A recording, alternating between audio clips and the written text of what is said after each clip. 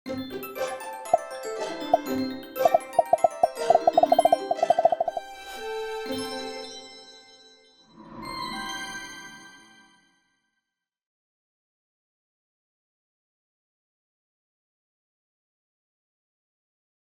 the first session chair is Professor Im Do-ru, but I would like to announce that the starting, okay?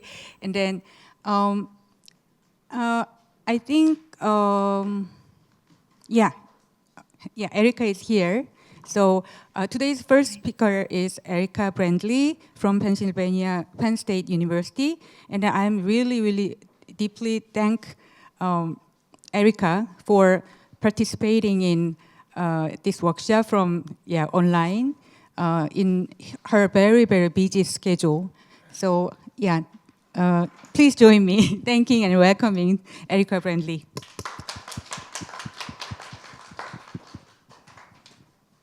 Should I start? Yes, you can start. Okay, great. Well, thank you, Sojong, for inviting me to be a part of this. I wish I could be there in Korea. So in honor of Korea and everything, I made some rice avalettes tonight for dinner. So that's the spicy avalettes. So I'm trying to be there in spirit as well, even though we're a half a world away. I've been tasked with this chapter, Tiandao, chapter 13, and no doubt Vim is also going to be talking about similar issues. It's not a very long or complicated chapter. So, I look forward to a good discussion with everybody. Maybe we can dig into some parts of the text. I thought Chris Fraser's and Brooks' introductions and overviews of kind of, issues of coherence and authorship and the various aspects of the text really help frame many of the issues I'm going to be talking about today. But one thing that came to mind yesterday when through this discussion was that I think it's important to differentiate or at least distinguish between the kind of formation of knowledge, the teachings themselves, how they come into being on the one hand, and then the act of compiling on the other. So two kinds of production of knowledge, and in order to get at both of those aspects of the creation of knowledge, so to speak, through teachings and the interactions of masters and disciples or friends and thinkers on the one hand, and on the other hand, how this knowledge is being shaped for us throughout the transmission processes over millennia. That I think we need to start thinking very carefully about the institutions of learning at the time and the context for the formation of this knowledge. So what we do know is that there are these master disciple lineages, and in many ways you can draw from religious studies where they talk about religions being in East Asia being very diffuse. This is a famous old theory that is bandied about because it's hard to kind of point to, there's the temple and so therefore we have religion. But what about religion in the home or certain acts of ritual, etc. So I think of the master disciple institution as an institution, but where it takes place, whether it's in a school, whether it's in a home, it seems to be much more of a diffuse kind of thing in early China. And so for that reason, I think some of these texts seem to reflect the difficulties we have with understanding this kind of diffuse formation of knowledge. Then you have the more centralized production of knowledge with, at court, where people are trying to perform or present their ideas, in a kind of market of expertise, ministers being asked to give advice and get emoluments and goodies for it. And being retainers. So that's, a kind of marketing or a kind of the court minister relationship context for the formation of these texts and the knowledge that's in it. And so I think, all of this is kind of thrown together when we get a text like the Zhuangzi, and so, it's hard to figure out, from the product that we got transmitted, just exactly what was going on at any given stage, because we just don't have that information. So I think yesterday's conversation really just drove home the fact to me that, okay, we can make all of these theories, but in the end, the provenance of this text is going to be overdetermined. I mean, it is overdetermined. And so we can enjoy the process of learning more about and digging deeply into these chapters and making categories of, okay, we can group it this way, or we can group it this way, and we can think one particular kind of grouping is not so valuable. But in the end, I think it's going to be very hard to say definitively, of course, how these came about. And I've been dealing a lot with this textual production issue because I've been looking at Yangzhu's chapter, the chapter of the Yangzhu in the Liezi, and it has a lot of stories that are basically, you could throw them into this the outer chapters of the Zhuangzi and not know the difference. And so it really forces you to think about, well, okay, how did it end up then in elite scholars' book collection, and is he the compiler of a new kind of formulation on this, and he's going to name it something differently and all of that. So these questions are going to keep coming up, I think, as we go through these texts. Then there's the editing and the compiling, the editors who are compiling it, and for whatever reasons, and giving them perhaps more shape. And I really liked yesterday when people were saying, yeah, ultimately a lot of and I think it was Chris actually, a lot of the texts or the pericopes, the way they're coming together is just completely arbitrary. And there is so much of that arbitrary nature, I think, even in this chapter that Tiandao that we're looking at today. And I tried to go through to think about, different characteristics and threads, as Sonia was saying, or stances and themes that came up.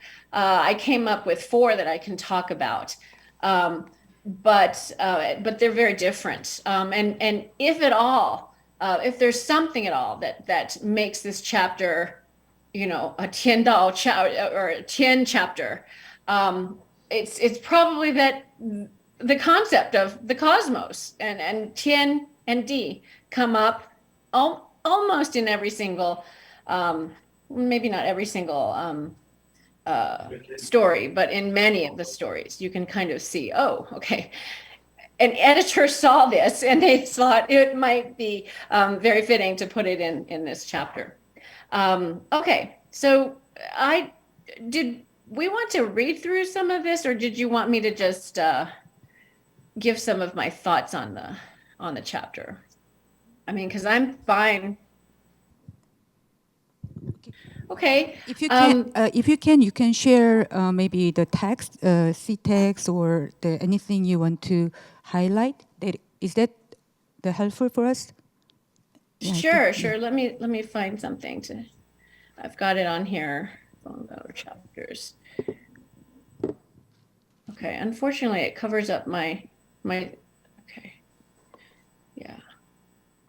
So one of the first characteristics I thought I would like to highlight was this emphasis on heavenly, what I'm going to call music. And I know a lot of people translate that as heavenly or heavenly happiness or joy. But I think it's a really interesting case of authors trying to co-opt the concept of music, and especially the idea of harmony, and as a kind of non-agentic Dao for kind of agency. And so this comes in the very beginning. I think all of us know these passages. These are what you can call the Diwang sections. Wait, no. Let's see, sorry. I need to. How do I collapse you guys so I can look at the text? Okay, I'll do this. Okay. So we are the number 2 story. So one of the things I wanted to ask also is, these are, in my book, they're kind of like stories, right? And they're numbered in the Chinese Text Project. But at what point are we calling a pericope? Like, is it just a kind of like a stanza or a? Of course, sometimes it's easy to see when there is stories that obviously go together in a conversation, and then a new conversation with new participants starts. That would be a different pericope. But here, of course, in the beginning of Tiandao, it's much more complicated because it's like a discursive text. So here I like to look at where there is an introduction of a new concept. For example, I would think that is maybe the beginning of a new pericope, or when it's something starts with fu, you know, where there's like a change, something that is added, something novel that is added to the already existing picture. I would say that is maybe the beginning of a new pericope. But what I don't get that, because I think there are a lot of instances in these passages where you might have fu, or you might have some kind of transitional phrase, but then it will basically continue with an idea, and it might not be the same exact kind of continuation, but there are arguments to be made that it could go together as a single story.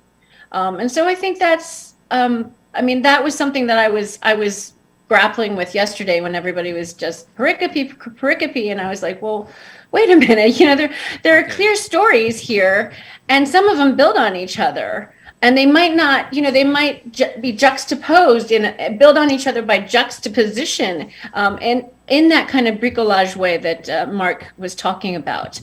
But there's still stories. So you're just saying a pericope is more like a brick in this brick and mortar type of. And you're talking about a kind of editorial kind of coherence then of the you know, that the unit that Wim is talking about then is followed by another unit, and they're juxtaposed based on perhaps a different logic of the editorial logic. And obviously there are you know, ways that the pericopes themselves, what we perceive as pericopes, might be layered too. And you know, we talked about that a bit, but the basic picture is of the authorial brick pericopes and the editorial kind of mortar logic, right? I mean, that's kind of the model we were developing yesterday, and it can be problematized, but it's, you know, it's according to Chris's logic, it's superior to the chapter logic anyway. maybe I want. Well, maybe I should let Erica talk. Should I? No, I mean, I can go on, but I like the discussion, so. Okay, so I think Well, when we yeah, talk go about the pericope here, when we come to the later parts of this chapter, there are individual stories which, if we call them pericopes, they're clearly at face value independent. While with the first part here, I'm not sure how useful it is actually to talk about it in terms of pericope. I actually consider the whole chunk, I mean, it goes all the way down to, it ends with this critique of people who place Xingming and Shangfa, people who rush into Xingming Shangfa. I think of this as the first big section. But we can still divide it into several subunits. And each of these units, I think, introduces a novel element, but as Erica says, I think they're clearly connected. They follow upon one another. So maybe pericope is not the best term here.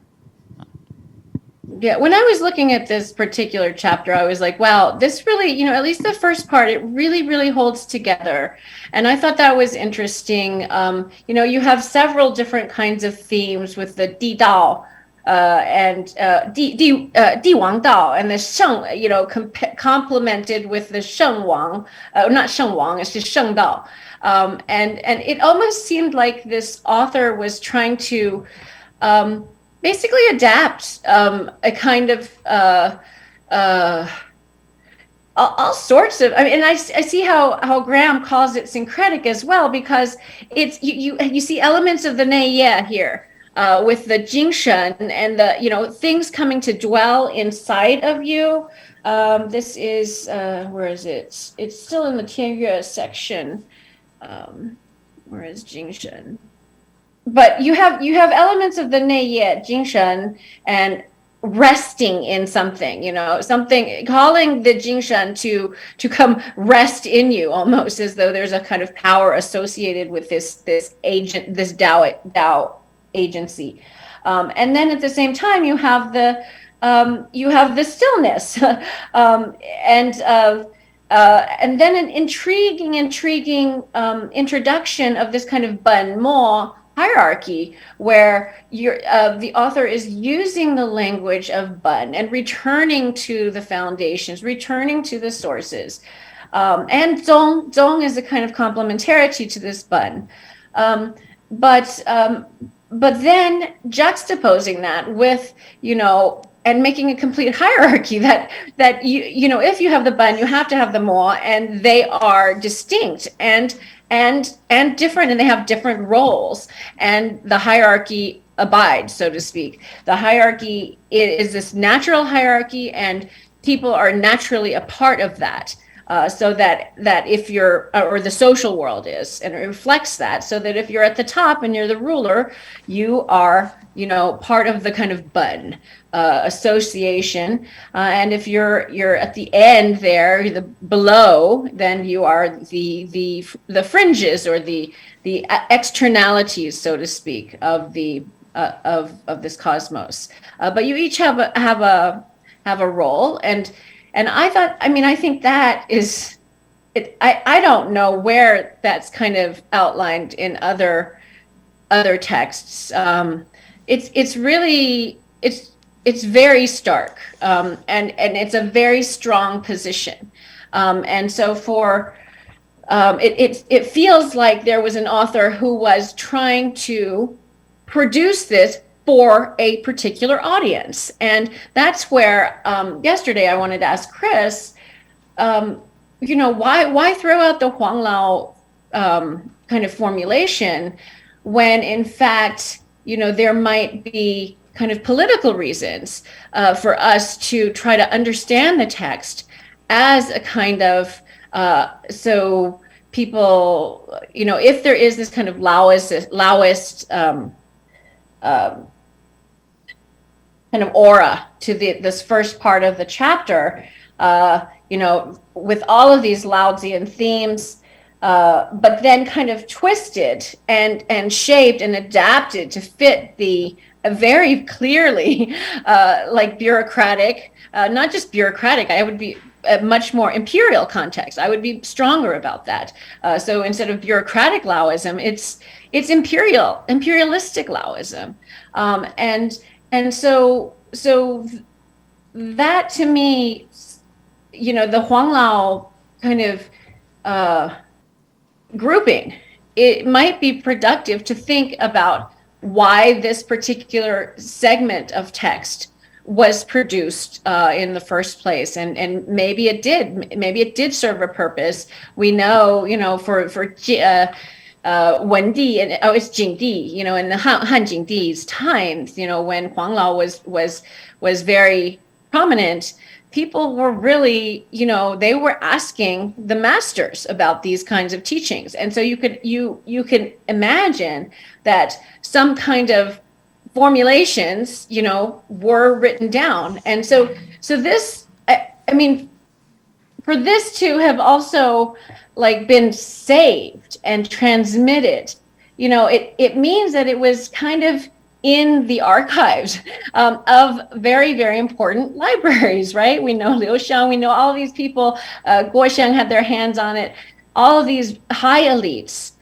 So it makes sense that, what they have access to could have been some of those writings that, became known in the Han period itself as the Huanglao texts.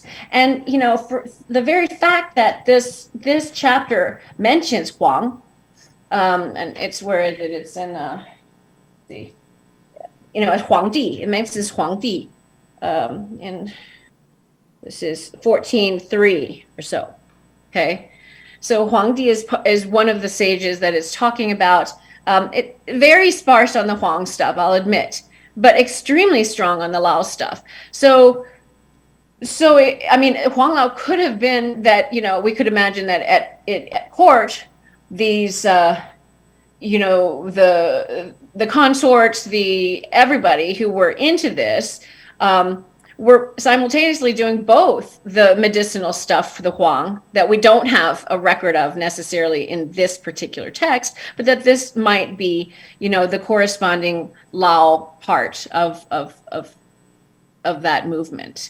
And for that reason, I thought it might still be Huang Lao might still be a good heuristic to keep in mind when we think about these texts. So that's that. The other thing I wanted to talk about was the Tian Yue. I like to call it Yue because it's prefaced with, so the very beginning here, let's see, talking about... Erica, before you move on to that, can I ask one question that may be relevant to the discussion about how this text came Sure, about? who's speaking? This is Scott, I'm sorry. Oh, hi, Scott. Hi. So yeah, I agree that this whole first section seems to read like an interconnected discourse up to the point that Vim has mentioned. The interesting thing about it is that you have this interjection of Zhuangzi Yue, which is really kind of unique. I guess there's also a question about at what point does that actually end? I mean, you could make a case that it ends right before the Gu Yue in the second line there. But in any case, what is that doing there? And is it, could it be that this entire chapter, or this text at least, this proportion of it was put into the Zhuangzi just because of that quote of Zhuangzi Yue? Because this is a very odd chapter for the Zhuangzi in general, right? And maybe it didn't belong, however you want to define belonging to it in the first place. But I don't know, what other instances do we have of Zhuangzi Yue in the Zhuangzi? And so how do we think about that, I guess? I could do a quick search. I haven't actually done that. It's a really good point. But there are stories where the Zhuangzi is featured, where Zhuangzi himself is featured. So, it must happen more than. Does anyone know? There are three. This is Chris. There are three instances of Zhuangzi Yue, but this is the only one where the content of Zhuangzi Yue is actually something that's in another Zhuangzi text.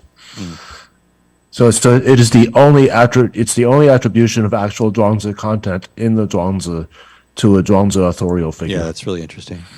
But wait, how are you saying it's actual Zhuangzi content? Because the Wu Shi Hu, those lines appear somewhere else in the Zhuangzi, right? They appear in book 6.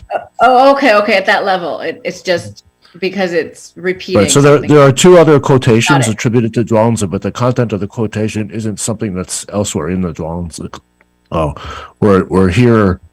We've got somebody picking something out of book 6, repurposing it for their own use, and then tying it together with this quotation referring to Zhuangzi. And then in book 6, of course, the words are not in the mouth of Zhuangzi, they're in the mouth of, I think, Xu You.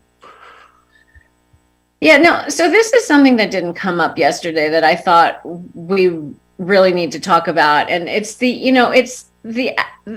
fact that oral tradition was also very much a part of this, of the kind of production of knowledge in this kind of diffuse master-disciple relationship, or whenever you have these people discussing these things. And I mean, so at some point, I mean, it's not like they even had to have a text there. It could just be another one of those oral things floating around, and everybody, and then you attribute different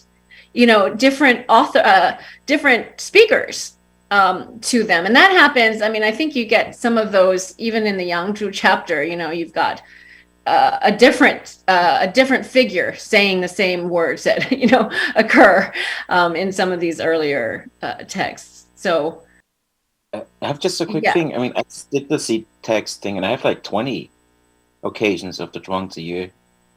I don't know. I'm just wondering, Chris, how did you get to 3? Well, those are like conversations, right, with Huizi and things like that, I think. So just like what I mean, that's a conversation too, right? When it says 庄子曰无书乎无师乎. No, it's a quotation. So there are only 3 passages in the entire corpus that Also, I mean, like the Zhuangzi. quotation from The standalone Zhuangzi. quotation attributed to Zhuangzi. Yeah. Okay, get it. Thanks. So attributions, you mean? Yeah, and it's also, Chris, I think, aren't you saying it's an attribution, and the content of it is something we find in another chapter of the Zhuangzi attributed, even though in some other character's mouth. Yeah, exactly. Yeah. Yeah, and so we also have some examples where specific phrases are lifted and just put into a different context, right? Even in, I think there's one in 8 that quotes that passage about a swollen wen from chapter 6, uses the exact same phrase, but just folds it directly into. Yeah. So there's lots of reuse of phrasing in various places, but this is the only place where, it's got this 庄子曰 in front of it. And then it's really interesting here how it's reused, and then it's combined with some other stuff as well, and stuff that's taken from section 15.2, which is then also shared with the Huainanzi, and possibly also with the Neiye. I'm not sure. So at the end of this chapter, you actually, and I was wondering, you have an attribution to is 夫子, 夫子曰, 夫道, 于大不忠, and then 于小不疑. So I was, but what follows is a completely, Taoist interpretation of the world, or Laoist even. So I was wondering, do people generally think that is referring to Lao Tzu as 夫子, as the master? I don't know about this Or chapter. is it Zhuangzi? Or is there just no way to know? In the Tiandi chapter, we have, I think it was Tiandi, right? That the Fuzuyue comes up at the beginning and it comes up later on. And later on, it's in a conversation where he is referred to as Cho. And so in that chapter, it seems to refer to Kongzi for some reason. But here, I'm not quite sure. Yeah, but what motivation would an author have to put the content of this quote in, I don't know. In Kongzi's words? I mean, that would be completely, obviously, and McHunter has written a lot about this, is that, a lot of things are put in Confucius's mouth, but usually it's not this clearly. And anyway, that's another chapter. Boilerplate Laoist. So it just could be any master. Yeah. Okay. Anyway, it's an interesting chapter. It's, I do think that there's at least one author in the beginning who has written an expose on the nature of stillness and trying to get it in touch with, or highlight the agency of the Tao that people are trying to capture in their bodies through some kind of meditation practice, perhaps, because those references to the Neye, but also just references to the way that they think that the ruler on high is supposed to just sit there and kind of do nothing, in a sense, and the Mo, or the externalities, and the ministers are supposed, and the Chen supposed to fulfill all the duties and kind of be the use. I think Yong is also used at some point, or some kind of concept of completing tasks, and so there is this kind of interesting imagination of the ideal type of ruler's role, which is much more contemplative versus and out of it, versus the other. And so that to me is really interesting about this chapter. And in that particular section is where you find the phrasing on heavenly music, and I would argue that here, 雨天和着也和着也，所以君oh, sorry, let me just try to do this. I'll just highlight it there. What they're talking about with 人乐 versus 天乐, heavenly music versus human music. I mean, it's almost like they're riffing off of the Tianlai, the heavenly pipes chapter before, if the chapter existed, or if that kind of knowledge existed in their minds, in their discussions, and the whole idea of being one with the Tao is to harmonize with it. And I'm thinking, that might be a very kind of Han, a new innovation, that you're starting to think of the cosmos as a kind of musical sphere, a sphere of music, and that it's very operations, it's Tao, are kind of according to these plans, this music, and if you can just harmonize with it, if you can tune yourself with that, then you are tapping into the agency of the Tao. And for that reason, I don't think there's a place for calling it happiness here. I mean, really, it's leading up completely with this notion of harmony and harmonizing with something. And so for that reason, I would just argue that. So that's one aspect. Okay, so the four different notable characteristics, I thought, of this chapter were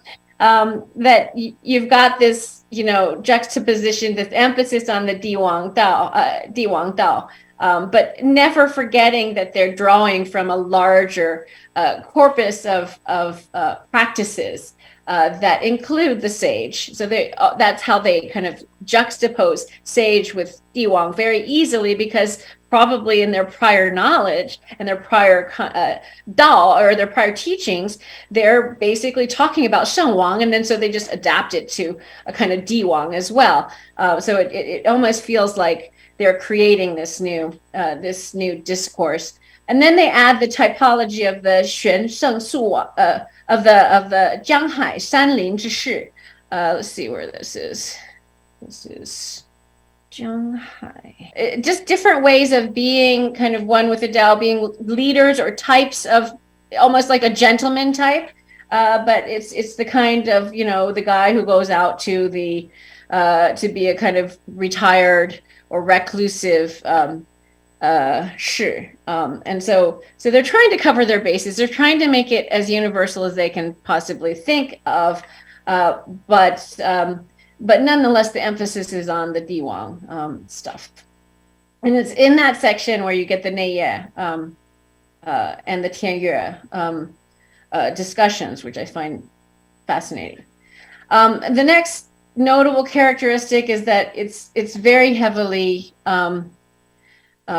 inflected with Laoism. And so, I was thinking of Chris's phrase, the bureaucratic Laoism. I was trying to push it maybe to think of imperial Laoism here, because of the way that they're formulating the Benmo distinctions. and I'm trying to think of what the end of the zong would be, the ancestor, but what would be the complementarity to that in this section? Yeah, I don't think they establish that as clearly as they do with the Benmo metaphors. The zong is just there, so they're adapting this kind of language. But I don't think they've conceptually thought out, like, you know, they don't really talk about progeny as much, you know, because I don't think they're interested in that. Let's see. So in this Benmo kind of distinction, you get those above who are engaging in the wu wei, and then the below who are the you wei.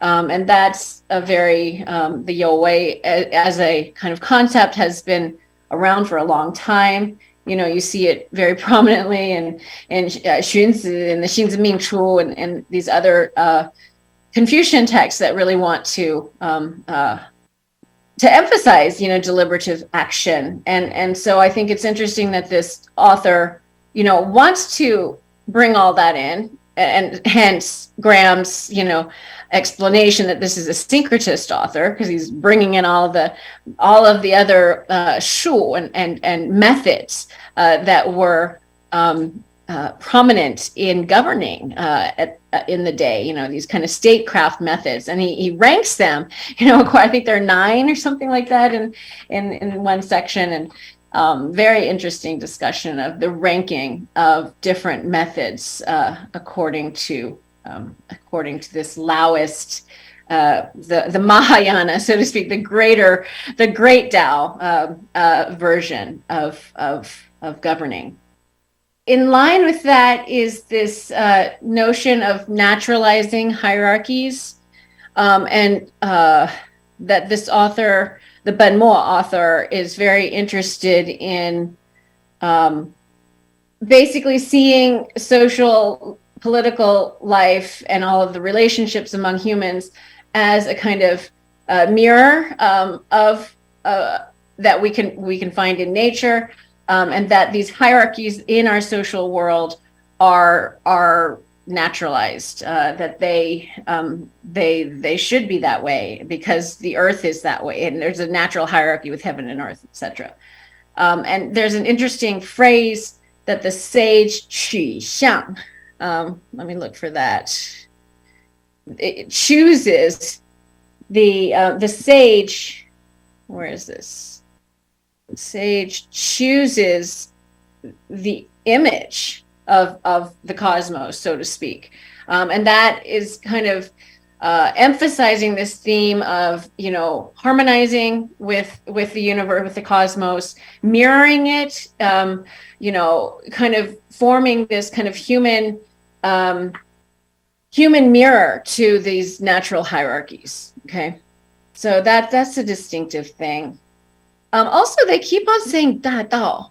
You know, this is we're talking about all of these ways here, but there's the Da Dao, which is, and why, you know, it just seemed very redundant to me when I was reading it. I was like, why do they keep doing Da Dao, Da Dao? You know, was there controversy at the time that, you know, when you just say Dao, then people don't really know that you're a Taoist? It's possible. I thought that was interesting because, you know, for the author to feel like they had to express that this was the Da Dao, you know, that is kind of, it kind of resonates with the idea of this being a chapter on Tian, right? It's all about the biggest picture. And then the last thing I thought, there's this different section towards the end that just starts to focus on you know, the true transmission of the Tao, and that you can never transmit it through books or words, you know, picking up on earlier Laoist ideas about the ineffability of the Tao, and really making that concrete in stories about featuring Lao Tzu, featuring Confucius, featuring the sages, about not being able to transmit through books.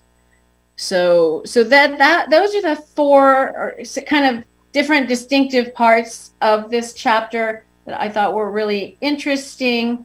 And for that reason, I would say, I have a lot of criticism of Graham and what he did, and the syncretist, primitivist, all of that. But nonetheless, he was a really good reader, and he was very, very close to these texts too. And of course, you can be wrong. We're all wrong at some point when we deal with these texts. But you can see where he's coming from, at the very least. I mean, I do think we need a much more granular approach to these texts at the level of the story and the stances. And stances being like debates or kind of positions that people have, and that's why by calling it position, I think it's interesting because you can be talking about Xing ethics, but your position on it, so you have the topic, but your position on it might actually be, quite different from your teachers even, or from yourself 30 years before. And so for that reason, I think, again, I agree with Chris. We won't know exactly who's speaking whenever, and it might not make a difference, or it doesn't make a difference. But knowing what those positions are and the different variations and flavors, I think is important. So yeah, this has a lot of different flavor, at least for and some of those stories don't completely fit into this kind of notion of the Tiandao as a chapter. So clearly, if it was a product of a compiler, then they were also doing what compilers did, was to randomly throw in things that they thought needed to be in that shiny collection. And so yeah, it's an intriguing chapter. I don't know exactly. I think it would be interesting these couple days to go over all of these and see how they fit together as a unit, or if it is a unit. So thank you very much, and I will take whatever questions and love to discuss these passages with you if you want. Erica, maybe I can jump in. I have one question I really want to get to, but before that, a little side note going back to the pericope question. I don't think we should think of these in terms of as if we are trying to locate sort of, or as if we could have a non-circular criterion for what constitutes a pericope. But a hermeneutic circle, though, right? Because really, what you're doing is you're testing out hypotheses, competing hypotheses about how we're going to parse it, and what we're going to consider a chunk or a unit. The problem is, of course, we bring certain assumptions, and we're testing those assumptions against sort of how well it works, how fruitful it is, but we're not going to get a kind of final objective sort of verifiable confirmation of a historical situation. What we're going to get is just another theory, right? We're going to get, how does this picture of ways in which discussions were organized, or things we have other records of, or other texts we have, we're just going to have competing hypotheses about a historical connection, if in fact we are concerned about the question of production. And then I think it's worth always also asking, if so, why? I mean, for what purpose? Why do we care about that if we do? Going back to I sort of mentioned yesterday, right? You have a criterion about what counts as one or one many, and you sort of brought that up a moment ago, right? An idea continues on, it contrasts. I think all of those things are worth talking about, but maybe talking about without thinking we're going to zero in on any standard of this that isn't just tested in the process of looking at the thing. So the thing is, it's tricky, or maybe impossible, to have a definitive answer, it seems to me, if the question is about authorship, is about production. We're just going to have some hypotheses that can compete and do their various things. But I think that's obvious, but maybe still worth saying. The more interesting question I wanted to ask you, though, was about, I think you said the agency of the Tao. when you're talking about the first section. Non-agency, yeah, whatever. Yeah, that was the question, right? So I just wondered if what the thought was, or what your concept of agency was, and if maybe maybe that's worth rethinking. I mean, I think ultimately these authors are interested in a kind of agency, but they want to refute it as a kind of controlling agency. It's got to be a kind of generative agency, and so. You're shaking your head like I'd like to hear more. Tell me, what is the? Can you well, tell you me know, more kind about of like the spontaneous kind of agency that is associated with the creative potentials of the Dao and things like that. So I see. I think for that reason, because you can't put your finger on it, you can't talk about it as an entity doing anything or having agency. You can only talk about it obliquely by kind of, approaching it like you're approaching infinity, like a curve that keeps, or whatever, I'm forgetting all my calculus, whatever, the line that keeps approaching, that infinite thing. Yeah. And so that's where the language of harmony and music is just perfect, I think, because it's not something you can put your finger on, the feeling and the sound, and all of the things that go with music. It just feels much more immediate, and so you take out the middleman, the mediacy, the mediator, so to speak, and then that's where the generative agency is. So I think music is a perfect. And I think they feel that music is something very special, and for that reason they're going to be, trying to talk about. They're always trying to talk about the Tao without talking about it, right? So that's one device or method, I think. Well, I think I have some sense what you mean. So this is maybe just a nitpicking about terminology, but it's hard for me to disassociate the word agency with any modifier from intention and purpose, basically from your way. So, whether we say, well, you have a parallel between, it's not that you have wu-wei on the human side and then Yo-wei on the Tian side, right? You have wu-wei on the Tian side and wu-wei on the heaven side. And in this chapter, sometimes you have wu-wei on the Tian side and Yo-wei on the human side, or on the Jun side and the Chen side. So is there, when you say generative agency, that is, how do you distinguish that from just something happening? I mean, agency as opposed to just something occurring. When you say someone did it, do you distinguish that from just something occurring? I mean, I think they do. I think you put your finger on exactly why agency is a good word, because it's Tian that's doing it. It's not just something happening. Although, I think they would argue that that Tian makes things happen, right? The secret underlying hidden kind of generative. Do you think that's true in just in this chapter, or is that, because I'm thinking of, for example, the last story in Dazhong Shi, right, where he says, "Who put me in this place? Was it heaven? Was it man? Was it my parents?"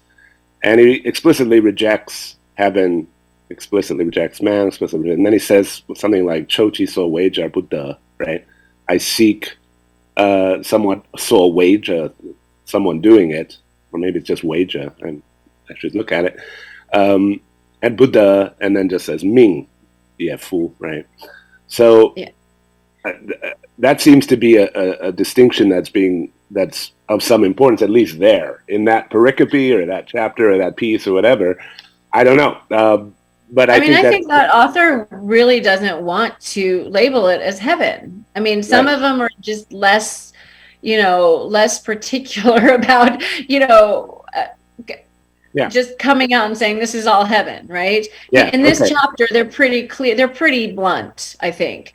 This author is not that kind of, really, tiptoeing around everything. And Oh. I say that even when I said, they're trying to get at it through music. But so there is some subtlety, I guess. They're not just completely, coming out and saying it all the time. But I do think that particular author of that section really, really settle and is never going to you can't say tian, because as soon as you have a subject there, you're undermining the whole idea, right? So the idea is not to subjectivize, but still things are happening.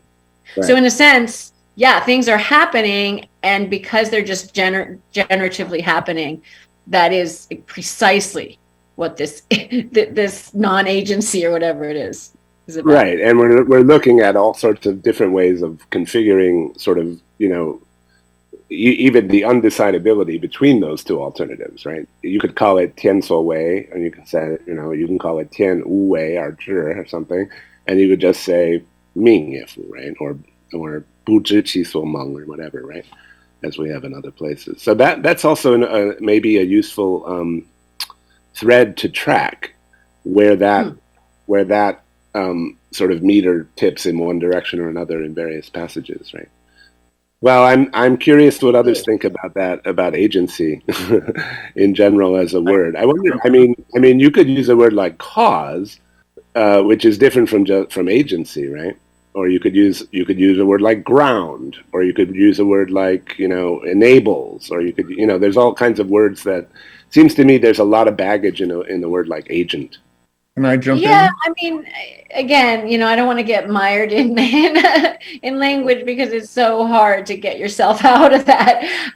But I mean, could you call it dependent origination or something? I mean, or the preconditions. The conditions of the possibility of, or something. Yeah, I mean, different ways to do that. Antecedent conditions, and other people have used other types of formulations, but.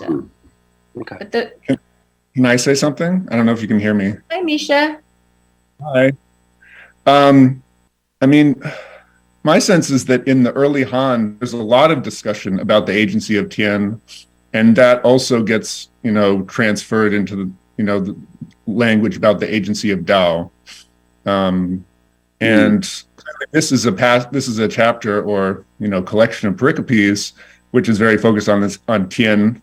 And so in making Tian the kind of key cosmic force, it wouldn't be abnormal to attribute some kind of agency to it if it is written, in the early Han or thereabouts. I mean, later you have, like in the Hoshanggong commentary, the use of the expressions Dao Yi, right? The intention of the Dao.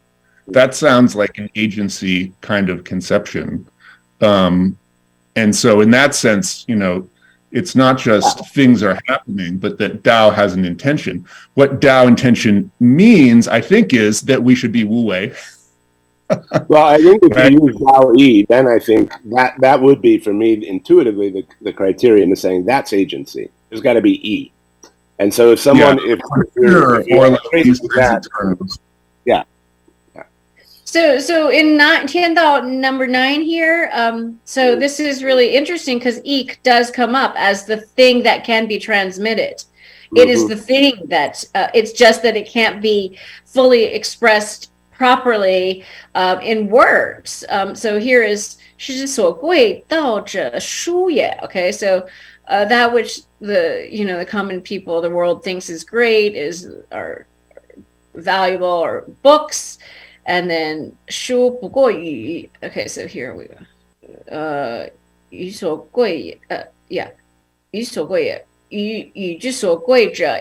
The thing that is valuable about the words is the E, right? It's the E behind but that's it. the words and right.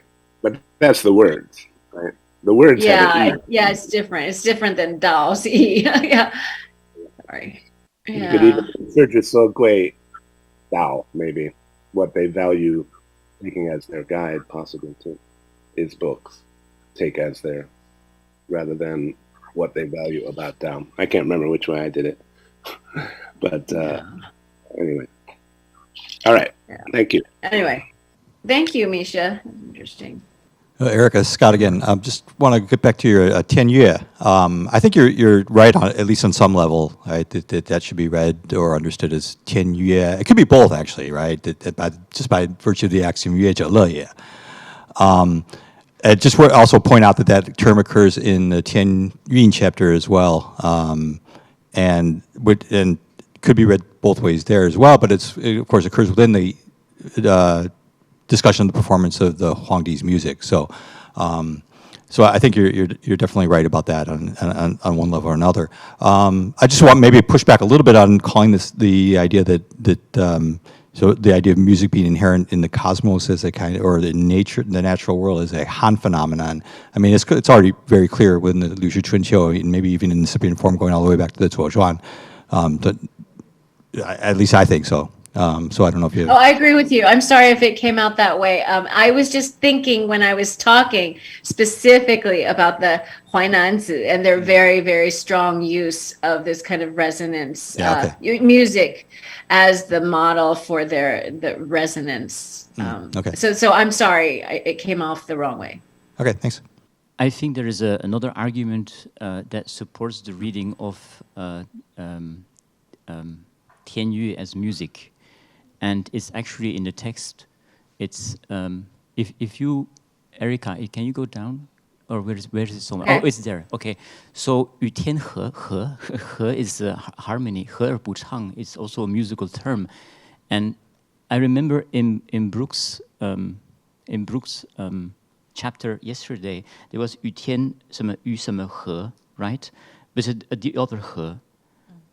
And so I think the use of this he here is maybe just very conscious, and that would support the reading of this character as Yue and not as Le. You mean right here? This is all. This Yes, is all yes, musical yes, terminology here, as far as I'm concerned. Yeah, here you go. I mean, even the Qingtiao could be considered musical tuning in the sense. So it's a slight change of subject. One of the things that strikes me about that long essay starting with 夫帝王之德, 以天地为宗, this one. So in the C text, I take the passages that he subdivided as 2, 3, and 4 to be one long pericope, possibly divided into two parts. And I think there's an interesting underlying contextual question about this. It's pretty obvious that this is some sort of a response to a controversy, or that the person writing this is responding to what they regard as incorrect views, right? And they seem to be trying to emphasize that this idea of the Diwang being at the top and practicing Wu Wei is crucial to a proper understanding of the sequences of Dao, as they put it. I think later down in the passage it talks about Da Dao Zhi Xu. So I personally haven't had a chance to go hunting. Do we have any textual record of what it is that this person might be opposing? And what do people think it might be? Maybe it's Ruism. If you look at what they're saying at the bottom there, where they categorize things into what is it, like 9 different priorities or something like that, and they're affirming the value of all of these things, but they're claiming that other people have the order of priority incorrect. And it'd be interesting to try to figure out who they're criticizing. But Chris, I mean, in the early Han, a lot of these methods, they're almost not catchphrases, but they're very standard references to, Shandao or the other kinds of methods that have maybe been adopted by the imperial court, the Qin and the Han. I mean, if they're so it doesn't have to be like it could just be that these are the reigning methods, governing methods of the day, and so this person, is trying to present theirs as more important than It could be like conventional wisdom or something like that. But it's just an interesting thing to consider and try to follow up on. Oh yeah, no, I didn't mean conventional wisdom. I meant like actually being utilized intentionally in the government, so that there would be representatives who would be promoting these kinds of, the Xingming, and they would be promoting the, all of these different levels that they talk about. So I wouldn't say it's conventional. By conventional, I just mean widely received. Okay. Yes, I mean they may be attacking received wisdom or something, but you can see how they've got a vision of the Dao, and maybe that circles back to your question about why are they calling it the Dao. Maybe they recognize there are other Dao out there, but they're not the Dao. Right. Yeah, I think of it as almost like a Mahayana movement. We're doing all this, but we're the Mahayana. We're the great vehicle. And it's almost like they're naming themselves as this is the movement. We're the Dada movement kind of folks or something like that. I would like to pick up on that. So I agree with Chris that there is a clear target here, and the target comes at the very end of this long passage. If you can scroll down, Erica, maybe. I think the knives really come out here when it starts to talk about Gu Shu You Xing You Ming, but this is not what is prioritized.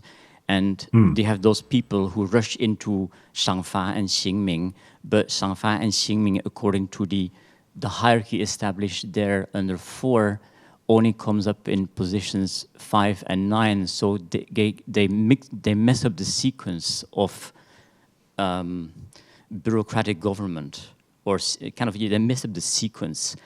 And so I agree that this is what is portrayed in 4 there. This sequence is probably the Tata, is having the big picture. And people who rush into Xingming and Shangfa and take that as crucial, they're Yiqu zhen, and a Qu they have a limited scope. So a Qu is an area, a limited area. They don't see the big picture. So I think this Ta and the Qu, in terms of scope, they're kind of opposites. Yeah, I would just second that. Anytime you see a contrast between some word referring to vastness or wholeness or completeness, and then it's contrasted with Qu, you're getting that part whole kind of contrast that's so very common in many texts.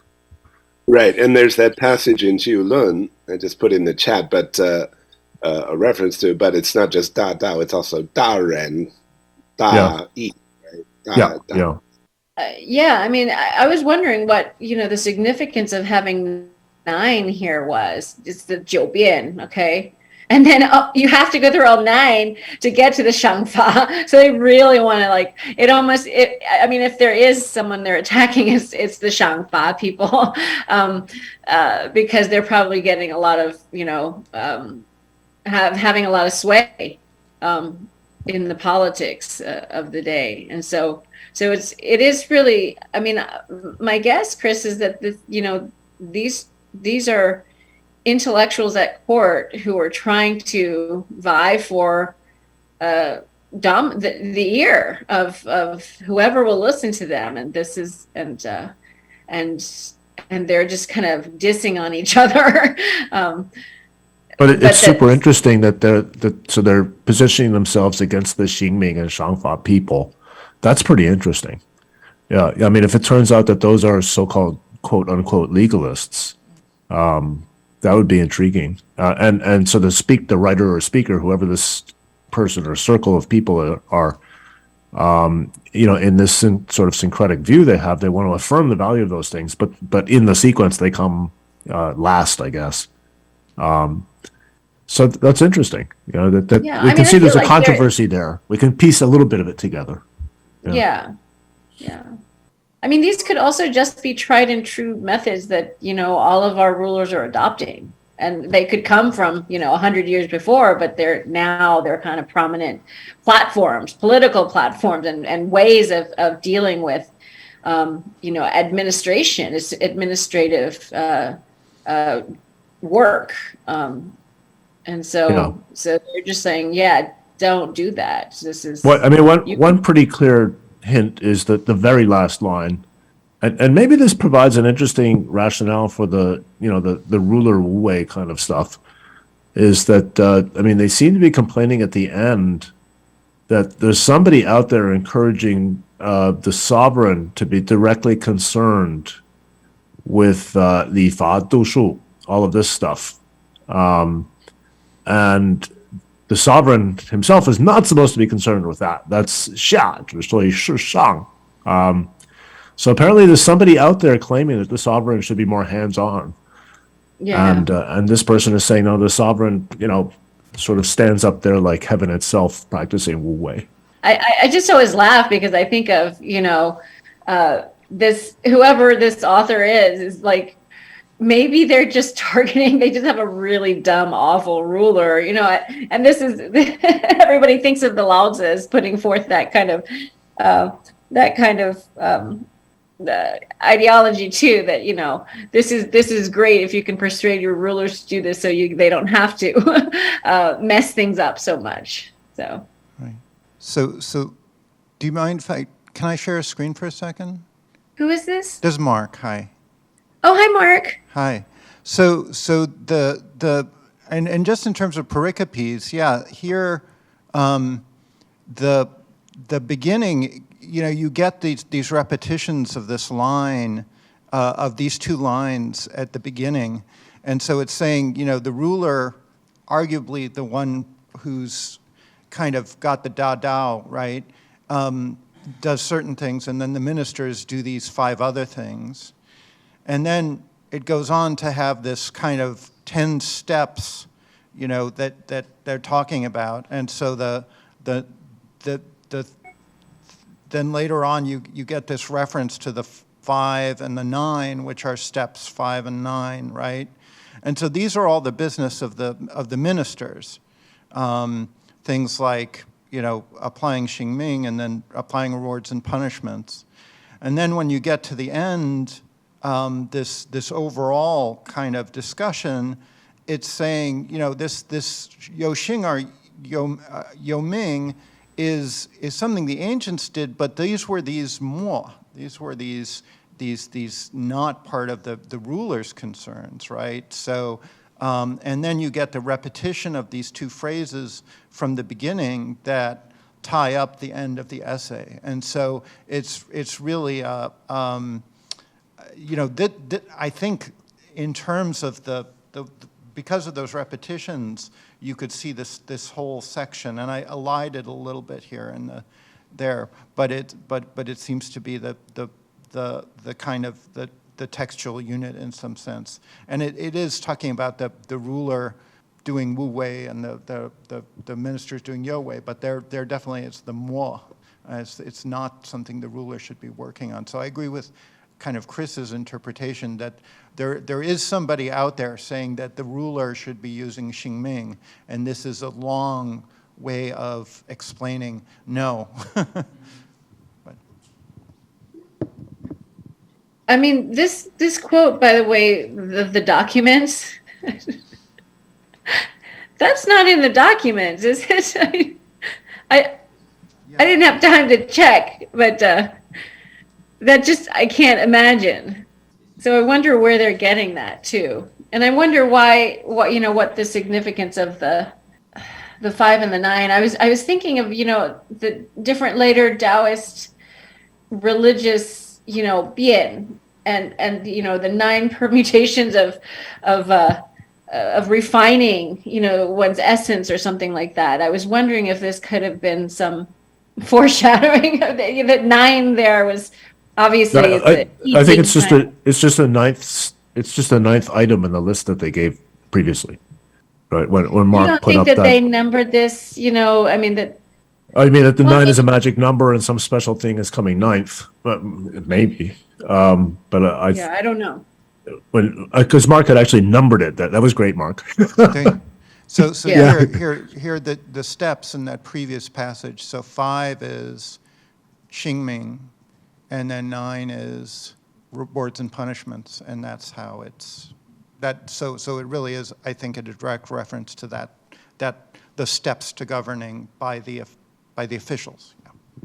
I have a question on a different topic, Erica. I thought that passage, you talked about the naturalizing hierarchies, and that passage that's doing that basically by correlations, right? So the universe is hierarchical, and so human society is structured on similar hierarchies, and the male, female, the yin and the yang. Is that the only example of that in that chapter, or are there other examples of that? You know, trying to naturalize human hierarchy by it's by analogy with sort of structures of the universe. I'm just wondering if that's the only example of that in that chapter, or even in these other Tien chapters, if anybody noticed ones that are specifically trying to get order in that kind of correlative way. Yeah, I think it's the only one in this chapter. Vim, do you know if I'm correct there? Yeah, it's a very short chapter, I think. It's not long. So it doesn't have a lot of time to get into those. And each of these stories, some of them are more than just, one chunk there they build. So it really only has a few components in this chapter, like few pericopes or stories. So the one what I was thinking of was in the beginning of the text, there is one 大将取法焉. So later on you have 取相焉, right? Something like that.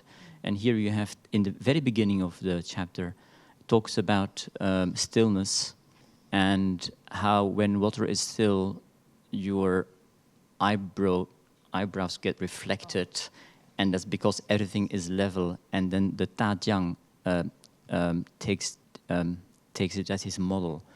Of course, what he takes as his model is nothing cosmological.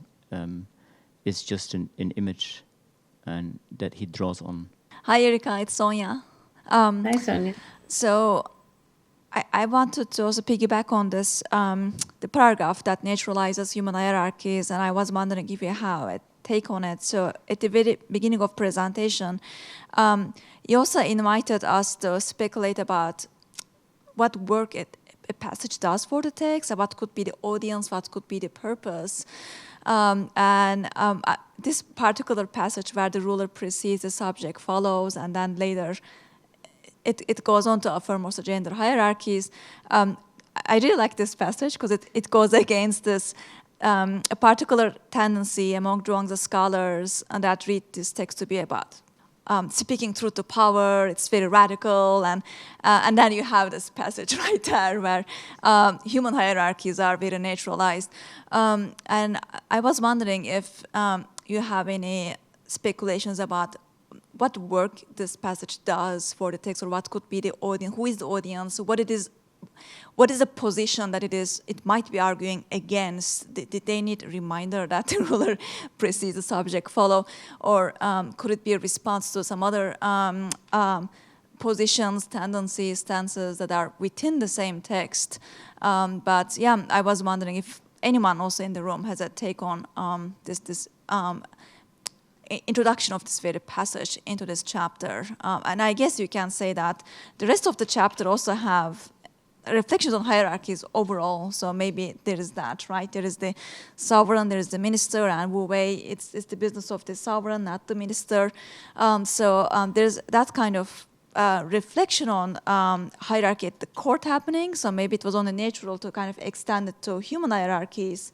So maybe that is the purpose it serves. But anyway, I was wondering if you have any 2 cents on this particular passage. Anyone else? I don't want to just put Eric on the spot here. Yeah, no, I mean, I think I'll just quickly say something and just offhand. And I feel like that almost not proves, but it helps support a theory that, this person was actively, at court, that they were hanging out with people who, were administrators and leaders, and and also, you know, the Confucians, and there was a kind of hierarchical order that was accepted at court, and that hierarchical order, you know, they're kind of trying to draw from that, and justify it in their own kind of cosmological framework. And so that's, I just see it as they're just drawing from the pre-existing kind of norms, you know, whether you want to call them Confucian or whether you want to just say these were just social norms at the time. You know, women follow, and and wives follow, and all of that kind of stuff. So I mean, it's very explicit in this text. Well, I mean, to this sort of naturalizing the order thing, I mean, this chapter and the previous chapter begin with these parallelisms, right, between heaven and earth, between Tao and then the ruler, which aren't as explicit as that chunk in the middle, but I think that's basically the same move. That's kind of the founding note of those sort of opening essay parts, right? Yeah, you get a straight up parallelism. It's meant to imply they work the same way, right? So I just highlighted the place. I finally found it. It's, you know, they just go through the different kind of relationships, you know, 父子, and then 兄弟, and 长少, and 男女, then 夫妇, and then, you know, then they just kind of make it more abstract, the 尊卑, and then talk about it in terms of the cosmos, and then boom, that's what the Shengren is supposed to, you know, he understands this mirroring, you know, that he's choosing the right kind of reflection of these hierarchies, and he understands that. That's part of the Dadao. There's some interesting, I mean, we could possibly also talk about the Zhen, in, I think, 7 and 8, there's this, in 7, there's a reference to Xiushen. This is Lao Tzu. Where is this? So they end up, one of the main questions is, well, how do you Xiushen then, you know, 若何, Xiushen 若何, and, you know, that becomes, so I mean, I was actually wondering why this particular one, to me, of all of them, this particular story didn't seem to fit. It ends on a funny note where they're kind of dissing the people on the borders. You know, like this guy is he's so silly that he would be taken as a thief if he were a guy on the borders, and it seemed kind of random to me. This story, it was, and so I was wondering what you guys felt about this particular placement of this story. I mean, is it there only because it's like asking about, well, tell me, Lao Tzu, you know, what you think of Xiushen? It seems almost to be at that level where that's the only reason it's there. Vim, did you have any comments on this particular passage? He stepped out for a moment. He's not here. Oh, okay. I'm sorry. I guess it's the hazards of the hybrid format. Don't know who is exactly in the room. For the first session, so I think Wim is preparing his presentation, I think, because the time break time is 45. I mean, we have a few minutes left. So are there more questions or comments on the first presentation of Erica? Okay, so Wim, actually we have just few minutes, so maybe what would like to do kind of wrap up or give oral comment on Erica's presentation? Hi, Erica. This is Mark again. I just was wondering, did you see any connections between this and Heng Xian? I know you've done a lot of work on Heng Xian, just because it's one of the things that kind of connects these things to forms and names.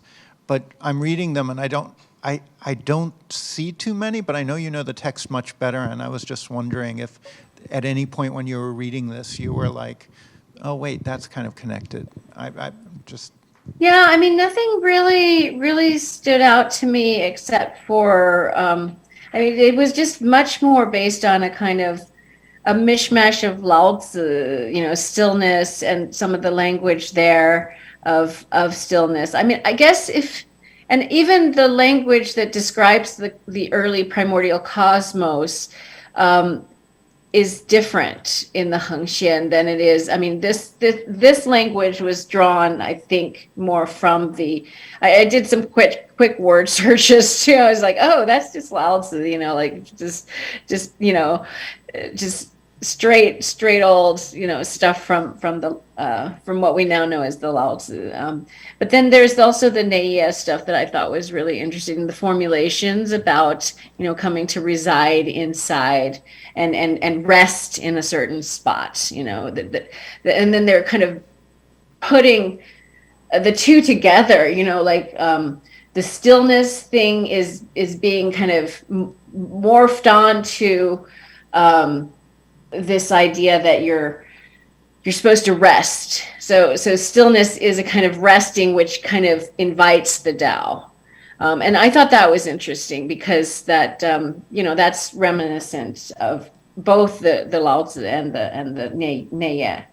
But then you also get a lot of the stuff that is the emphasis on Zhen and the Ben Mo stuff. I just don't know where that's coming. I mean, I'd have to do a little digging. I think that might be from things like Ben Mo discussions were very common in legalistic kinds of writings, or the Guanzi or things like that, and so that would be an interesting thing to look at and see if this whole discussion is basically this person fitting into a larger rubric of discussions on statecraft, and that's where they're just asserting their Taoist position from within that.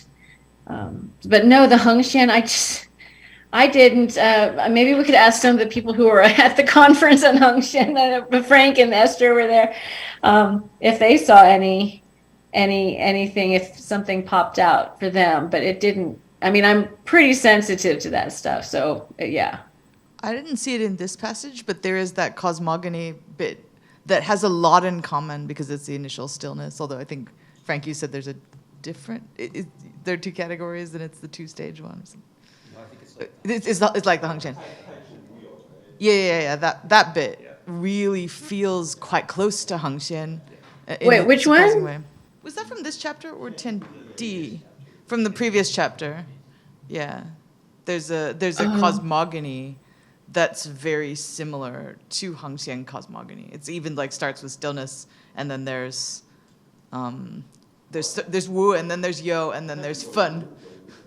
Well, interestingly, in the beginning of Hengxian, you have the first statement that describes the primordial constancy, the initial stages, or Heng, and then you almost have a commentary that immediately follows it, and it says, with this we're talking about the Da this and the Da that, and it means Da. It means the big thing, and so that stood out when I was reading this, and I was like, why are they saying Da Dao? It almost was like.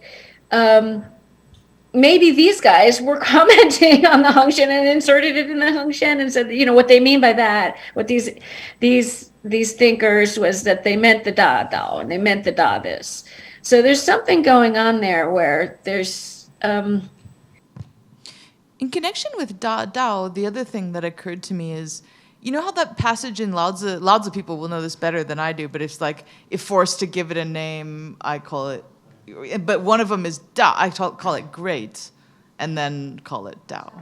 Chapter 25. So I wonder if it's just it's absorbed that Lao Tzu terminology a little bit, or maybe. Wait, are you thinking of forced to give it a name? That's in the Tai Yi Sheng Shui. If I'm forced to give it a name, I would give it, and then they actually lose those graphs. And the people who are surmising what those graphs are would be Tai Yi. So they're trying to insert Tai Yi there. if I had to give it a name, I would call it, and then they just like, I forget, but we lost the graphs But at the crucial it's point. also in Dao De Jing. In 25, according to people who know the numbers better than me. That's cool. That resonates with this. Okay, I guess if there's time, I was thinking back to the question of who are some of these pericopes arguing against, right? The idea that the ruler should make the laws and have the punishments and and I thought about also what Erica, you were talking about, this question of Huang Lao, which yesterday there were, which I think you were talking this issue. And it's Huang Lao seems to be a perpetually unresolved topic, but me living in China, it's kind of widely accepted as the thing. Anyways, so I thought of the Shiji, and of course, Sima Tan's discussion of the 6 schools or 6 jia. And when he talks about the Ru, he says, 一为人主天之一表也, right? So the ruler is sort of the measure of all under heaven. 主张而成和. This is also this music metaphor, but in this case, it's the ruler sings and all the ministers harmonize with the ruler. And right, 主先而成随. But then it goes on and it says, this is bad. To have the ruler be the active one is bad, because then they will exhaust themselves. Their spirit will get exhausted. So then you get the cultivation stuff coming in. Their spirit gets exhausted because the ruler is trying to do everything. This one person cannot run the whole empire. They need to delegate to those below them. And so this is what's wrong with Confucianism, right? That's the argument of Sima Tan. And then he says, Dao Jia does the opposite of this, which seems kind of parallel to what we see in this pian. Well, that's really cool. Yeah, thank you for pointing that out. I think that kind of connection is why some people argue for the Huang Lao designation, right? Of course, then the big question is Dao Jia, as described by Sima Tan, the same as this term Huang Lao as described by Sima Qian, right? And there's no way for us to resolve that problem because maybe it is, maybe it's not. I think it would be much better if we could use the word Dao Jia to describe what Sima Tan is describing instead of this later Xuan Xue kind of vision of Lao Zhuang philosophy, which has become sort of the standard vision. But might they be talking about something at court that they are very intimate with, that they understand, that, and maybe, maybe there were 2 strains of the Huang Lao, really, and that, what we're seeing as Dao Jia is just the Dao part, and the Huang stuff, was kind of, it was just another alternative that, rulers could, at the same time that they were engaging in Taoist practices, they could also engage in the medicinal kinds of, pursuits for longevity and all of that stuff, which we know from archaeological evidence. A lot of these rulers all over, in their tombs, they were doing that stuff. They have all the materia medica there, and so it feels like these might have just been practices, that existed at the time. And so, who are we to say that one thinker had to be responsible for both Huang and Lao, or that it's only this one particular type. Yeah, what Mark said yesterday, if I'm understanding correctly, was if you look at how Sima Qian uses the term Huang Lao, it's either very narrow or it's very broad. And I think his conclusion was because it's either too narrow or too broad, it's not very useful as a category for us. And I see that, but at the same time, it sometimes can be useful as a broad category. I think, like you use the word heuristic, or there's a Taiwanese scholar, Chen Li Gui, who's done a lot of work on Huang Lao, and she sort of thinks of it as like a intellectual trend. Like it wasn't like a school with a specific ideology or, you know, specific philosophy, but people were thinking in certain kinds of similar ways about, you know, the relationship of cultivation to governance to cosmology, and mixing and matching different kinds of yin-yang theories, or, you know, medical practices and these things.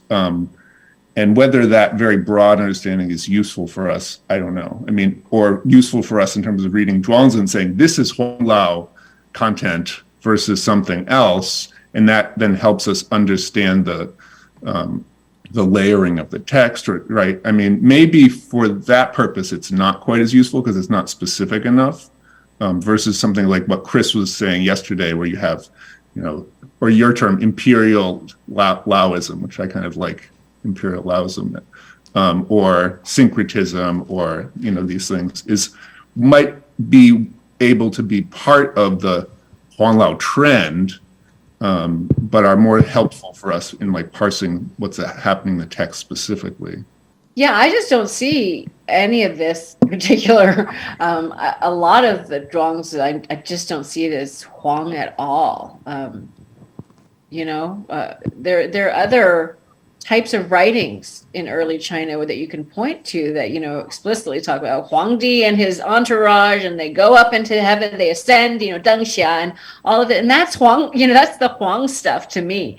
And that, I don't see that in this text. So it's interesting. Maybe it's been excised. So Sojong actually yesterday asked me to chair today's session, and I just realized I forgot about that.